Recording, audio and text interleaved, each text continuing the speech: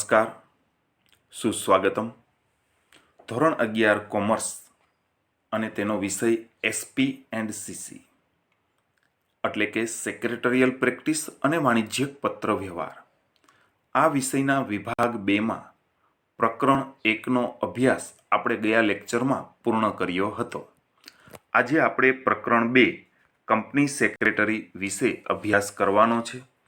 તો આજના આધુનિક વાણિજ્યમાં ધંધાના અનેક સ્વરૂપો અસ્તિત્વમાં છે, ત્યારે કંપની અને બહુરાષ્ટ્રીય કંપની આ ધંધાનું અતિ મહત્વનું સ્વરૂપ છે, ધંધાનું વિશાળ સ્વરૂપ છે. ત્યારે કંપની સેક્રેટરી આ કંપનીના માળખામાં એક વિશિષ્ટ સંચાલકીય અધિકારી છે. કંપની સેક્રેટરીએ કંપની ધારાનું અને વિવિધ કાયદાઓનું પાલન કરી અને કંપનીના સંચાલનમાં મદદરૂપ થવાનું હોય છે. વહીવટી કાર્યો સરળ બનાવવાના હોય છે અને આ ઉપરાંત કંપની વતી કરારો કરવા, કંપની વતી નિર્ણયો લેવા, કંપની વતી વાટાઘાટો કરવી, કંપનીના શેર અંગેની કાર્યવાહી કરવી વગેરે કાર્યો કંપની સેક્રેટરીએ કરવાના હોય છે.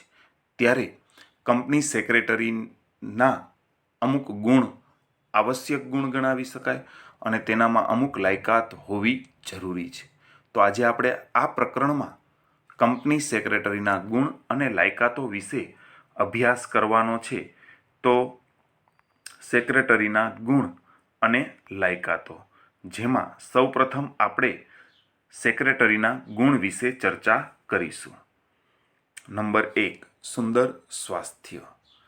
કંપની સેક્રેટરી કંપનીનો મુખ્ય અધિકારી હોવાથી તેને કંપનીના અનેક પ્રકારના કાર્યો કરવાના હોય છે, જેવા કે કંપની વતી કરારો કરવા, કંપની વતી વાટાઘાટો કરવી, કંપનીની શેર વહેંચણી અંગેના કાર્યો, કંપનીના પત્ર વ્યવહારને લગતા કાર્યો. તો આ તમામ કાર્યો, તેનું તંદુરસ્ત સ્વાસ્થ્ય હશે તો આ કાર્યો ખૂબ જ ક્ષમતાપૂર્વક કરી શકશે. તે માટે આ ગુણ હોવો જરૂરી છે. ત્યારબાદ જોઈએ તો પ્રમાણિકતા. કંપની સેક્રેટરી કંપની માટે એવી વ્યક્તિ છે કે તે કંપનીની કાર્યપ્રણાલી, કંપનીના રહસ્ય, કંપનીની ગુપ્ત બાબતો વગેરે જાણતો હોય છે. ત્યારે કંપનીને કોઈ નુકસાન ન જાય તે હેતુથી તેનામાં પ્રામાણિકતાનો ગુણ હોવો જરૂરી છે. ત્યારબાદ આકર્ષક વ્યક્તિત્વ. કંપની સેક્રેટરી કંપનીનો એવો કર્મચારી છે અથવા એવો અધિકારી છે કે જેને કંપનીના દરેક પક્ષકાર સાથે ચોક્કસ સંજોગોમાં કાર્ય કરવાના હોય છે. શેર હોલ્ડર, ડિબેન્ચર હોલ્ડર, સંચાલકો, સરકારી અધિકારીઓ, કર્મચારીઓ વગેરે સાથે કંપની સેક્રેટરીએ કાર્યો કરવાના હોય છે. તો આ તમામ પક્ષકારોને કંપની સેક્રેટરીનું વ્યક્તિત્વ સારું હશે તો તેઓને કામ કરવામાં મજા આવશે. તે માટે કંપની સેક્રેટરીનું વ્યક્તિત્વ આકર્ષક હોવું જરૂરી છે. ત્યારબાદ જોઈએ તો તેજસ્વી બુદ્ધિ પ્રતિભા. કંપની સેક્રેટરીએ કંપની વતી કરારો કરવાના હોય છે, કંપની વતી નિર્ણયકરણની પ્રક્રિયા કરવાની હોય છે. એક ખોટો નિર્ણય કંપનીને બહુ મોટા નુકસાન તરફ લઈ જતો હોય છે. ત્યારે કંપની સેક્રેટરીએ પોતાની તેજસ્વી બુદ્ધિ પ્રતિભાનો ઉપયોગ કરી અને કંપની માટે યોગ્ય નિર્ણય લેવાય તે જોવાનું રહે છે. ત્યારબાદ જોઈએ તો નિર્ણય શક્તિ. આપણે હમણાં જ વાત કરી તેમ કે કંપનીમાં રોજબરોજના નિર્ણયો લેવાના હોય છે. એક ખોટો નિર્ણય કંપની માટે બહુ મોટું નુકસાન ઊભું કરી શકે છે. આવા સમયે કંપની સેક્રેટરીમાં યોગ્ય નિર્ણય શક્તિ હોવી ખૂબ જ જરૂરી છે. કંપનીનો વહીવટ સરળ અને ઝડપી બને તે માટે નિર્ણય શક્તિ કંપની સેક્રેટરીમાં હોય તે ખૂબ જ જરૂરી છે. ત્યારબાદ જોઈએ તો વિશ્લેષણ શક્તિ. કંપની કે સંચાલક દ્વારા સોંપાયેલ કાર્ય કંપની સેક્રેટરીએ કરવાના હોય છે. ત્યારે અમુક કાર્યો એવા હોય છે કે તેમાં વિશ્લેષણ શક્તિની જરૂર પડે છે. આપણે ઉદાહરણ લઈએ તો આપણને આ વિશ્લેષણ શક્તિ છે એ શબ્દ વ્યવસ્થિત સમજાશે. તે માટે એક ઉદાહરણ લઈએ. ધારો કે સંચાલકો દ્વારા સેક્રેટરીને એક અહેવાલ તૈયાર કરવાનું કહેવામાં આવે છે. શેનો અહેવાલ? તો કંપની કોઈ ચોક્કસ સ્થળે એક પ્લાન્ટ શરૂ કરવા ઈચ્છે છે. ત્યારે સેક્રેટરીને એવી સૂચન કરવામાં આવે છે કે આ સ્થળ ઉપર પ્લાન્ટ શરૂ કરવો કે ન કરવો તે અંગેનો નિર્ણય લેવા માટે એક અહેવાલ તૈયાર કરવાનું કહેવામાં આવે છે. ત્યારે સેક્રેટરી વિવિધ પાસાનો અભ્યાસ કરી અને વિશ્લેષણ કરશે. કયા કયા પાસાનો અભ્યાસ કરશે? તો કે જે સ્થળે કંપની પ્લાન્ટ શરૂ કરવા ઈચ્છે છે તે સ્થળ પર પાણીની સગવડ છે કે કેમ તેનું વિશ્લેષણ કરશે. ત્યારબાદ તે સ્થળ પર વીજળીની પ્રાપ્યતા છે કે કેમ તેનું વિશ્લેષણ કરશે.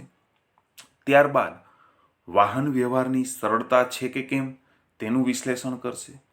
ત્યારબાદ કામદારોની કે કર્મચારીઓની પ્રાપ્યતા છે કે કેમ તેનું વિશ્લેષણ કરશે. ત્યારબાદ કંપની પ્લાન્ટ પર જે તે વસ્તુનું ઉત્પાદન કરવા ઈચ્છે છે તેનું બજાર કેટલું દૂર છે કે કેટલું નજીક છે તેનું વિશ્લેષણ કરશે અને ત્યારબાદ અહેવાલ તૈયાર કરી અને પોતાનો નિર્ણય જણાવશે કે અહીં પ્લાન્ટ શરૂ કરવો યોગ્ય છે કે કેમ. તો આવી વિશ્લેષણ શક્તિ છે તે સેક્રેટરીમાં હોવી જરૂરી છે. ત્યારબાદ આગળ વધીએ તો ઉત્સાહ. કંપની સેક્રેટરી કંપનીનો મુખ્ય અને સંચાલકીય અધિકારી છે. પોતાનો ઉત્સાહ કંપનીમાં રહેશે તો જ અન્ય અધિકારી કે કર્મચારીઓનો કંપનીમાં ઉત્સાહ જળવાઈ રહેશે. તે હેતુથી સેક્રેટરીમાં આ ગુણ પણ હોવો આવશ્યક છે. ત્યારબાદ જોઈએ તો વફાદારી. આપણે આગળ સમજ્યા તેમ કે કંપની સેક્રેટરી કંપનીની કાર્યપ્રણાલી, રીત રિવાજ, તેના રહસ્યો, તેની ગુપ્ત બાબતો વગેરે જાણતો હોય છે. તો આ ગુપ્ત બાબતોનો ગેરઉપયોગ ન થાય તે હેતુથી સેક્રેટરીમાં વફાદારીનો ગુણ હોવો જરૂરી છે. ત્યારબાદ આગળ વધીએ તો આત્મવિશ્વાસ. સેક્રેટરી જે કાર્ય કરે છે કે જે નિર્ણય લે છે તેમાં તેનો પોતાનો વિશ્વાસ હોવો જરૂરી છે. આત્મવિશ્વાસ હશે તો જ સેક્રેટરી યોગ્ય નિર્ણય લઈ શકશે, યોગ્ય કરારો કરી શકશે, કંપની વખતે યોગ્ય વાટાઘાટો કરી શકશે. ત્યારબાદ જોઈએ તો નંબર 10 કુનેહ અને ચપળતા. કંપનીના રોજબરોજના કાર્યમાં નાની મોટી સમસ્યાઓ કે પ્રશ્નો ઉદ્ભવતા જ હોય છે. તો આ પ્રશ્નો કે સમસ્યાનું નિરાકરણ લાવવા માટે કંપની સેક્રેટરીમાં કુનેહ અથવા ચપળતા હોવી પણ જરૂરી છે. ત્યારબાદ જોઈએ તો દીર્ઘદ્રષ્ટિ. સેક્રેટરી કંપનીના રોજબરોજના વહીવટી અને કાયદાકીય કાર્યો સાથે સંકળાયેલો હોય છે અને તે માટે તેને અમુક નિર્ણયો લેવાના હોય છે. આ નિર્ણયો લેતી વખતે તેને દીર્ઘદ્રષ્ટિ રાખવી જરૂરી છે. ઘણી વખત એવું બનતું હોય છે કે કંપની સેક્રેટરીએ લીધેલ નિર્ણય ટૂંકા ગાળા માટે લાભકારક હોય છે પરંતુ લાંબે ગાળે નુકસાનકારક હોય છે. તો આ લાંબા ગાળાની વિચારસરણી એટલે જ દીર્ઘદ્રષ્ટિ. એટલે લાંબે ગાળે પણ કંપનીને નુકસાન ન જાય તે પ્રકારના નિર્ણયો લેવાની જવાબદારી સેક્રેટરીની હોય છે. ત્યારે તેનામાં દીર્ઘદ્રષ્ટિ હોવી જરૂરી છે.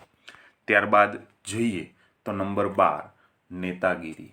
આપણે આગળ સમજ્યા તેમ કંપની સેક્રેટરી એ કંપની માટે ચાવીરૂપ સંચાલકીય વ્યક્તિ છે અને તેના આધારે બીજા કર્મચારીઓ કે અધિકારીઓને કાર્યો કરવાના હોય છે.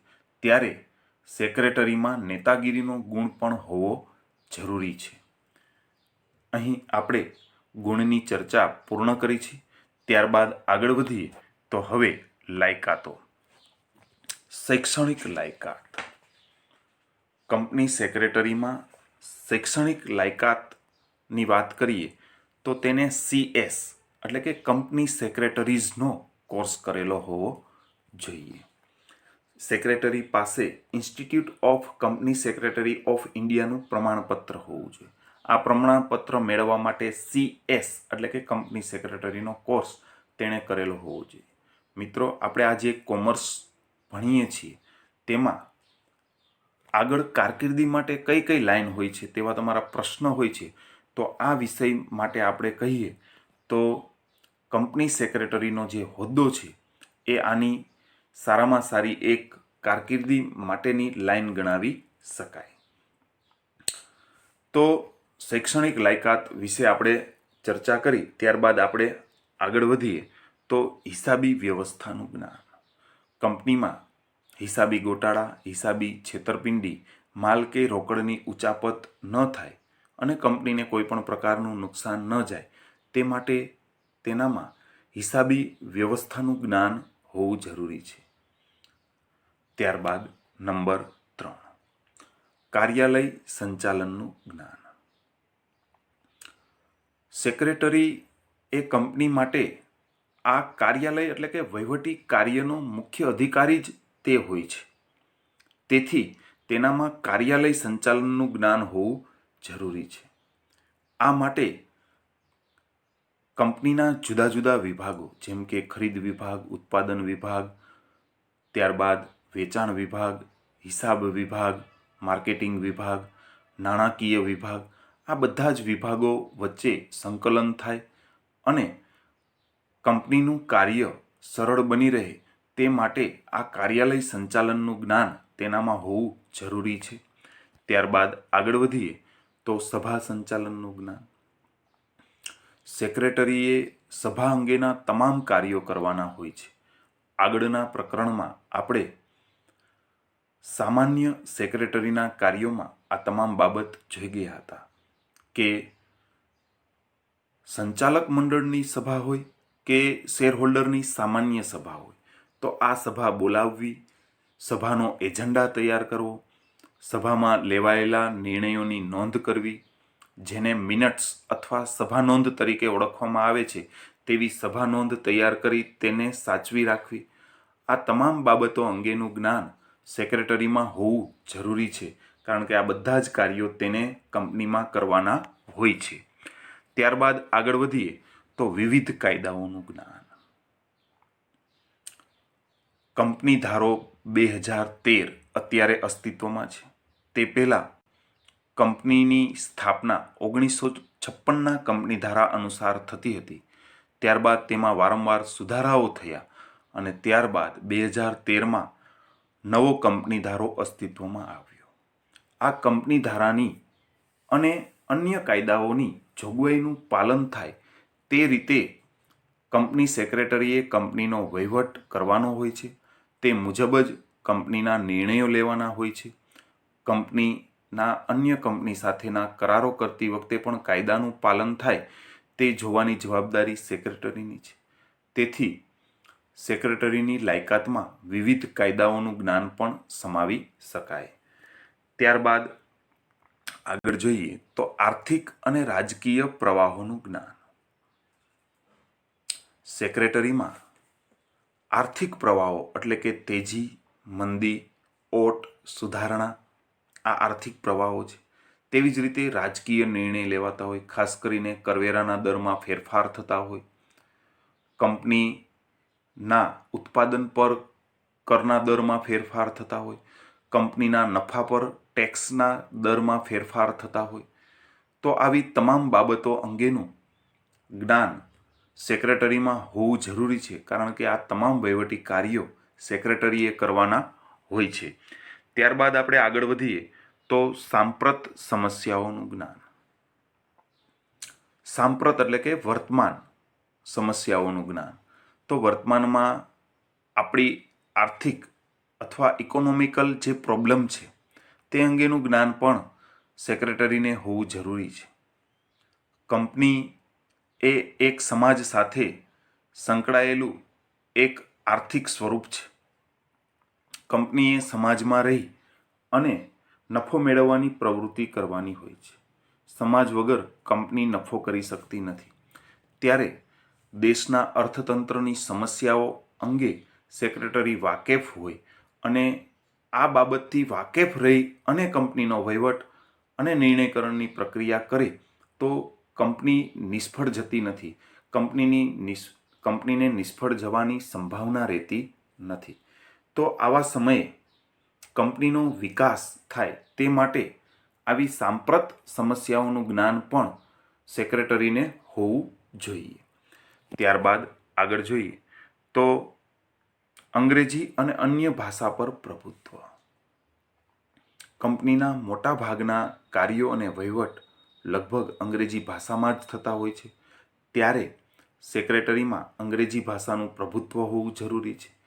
ત્યારબાદ કંપની છે એ અલગ અલગ રાજ્યોમાં સ્થપાયેલી હોય તો અલગ અલગ રાજ્યોની શાખાઓ સાથે સંકલન કરવા માટે અન્ય ભાષાઓ પર તેનું પ્રભુત્વ હોય તે જરૂરી છે. ત્યારબાદ જોઈએ તો નંબર 9, જનસંપર્કનું જ્ઞાન. સેક્રેટરીએ કંપનીના વિવિધ પક્ષકારો સાથે કાર્ય કરવાનું હોય છે. આ વિવિધ પક્ષકારોના નામ આપણે આગળ પણ જોઈ ગયા હતા. પાછા યાદ કરીએ તો શેર હોલ્ડર, સંચાલક, કર્મચારીઓ, સરકારી વિભાગો વગેરે.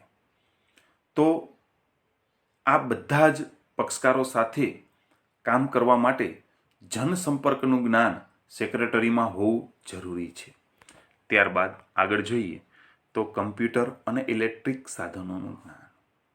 આધુનિક સમયમાં માહિતી સંચારની પ્રક્રિયા ખૂબ જ ઝડપી બની છે અને તે કમ્પ્યુટર અને ઇન્ટરનેટને આભારી છે. અને સેક્રેટરીએ કંપનીના વહીવટી કાર્યો સરળ બનાવવા માટે, નિર્ણયકરણની પ્રક્રિયા સરળ બનાવવા માટે ઝડપી માહિતી સંચારનો ઉપયોગ કરવાનો જ રહ્યો. અને આ સમયે આ કમ્પ્યુટર અને ઇન્ટરનેટ માટેનું જ્ઞાન સેક્રેટરીમાં હોવું જરૂરી છે. આ ઉપરાંત નવી ટેકનોલોજી, નવા ઇલેક્ટ્રિક સાધનોનું જ્ઞાન પણ કંપની સેક્રેટરીમાં હોવું જરૂરી છે. તો મિત્રો, કંપની સેક્રેટરી બનવા માટે આપણે જે ગુણ અને લાયકાતો જે સમજ્યા તે તમામ ગુણ અને લાયકાતો હોવા જરૂરી છે. તો જ સેક્રેટરી કંપની સેક્રેટરી તરીકેના હોદ્દાને સફળતાપૂર્વક નિભાવી શકે છે.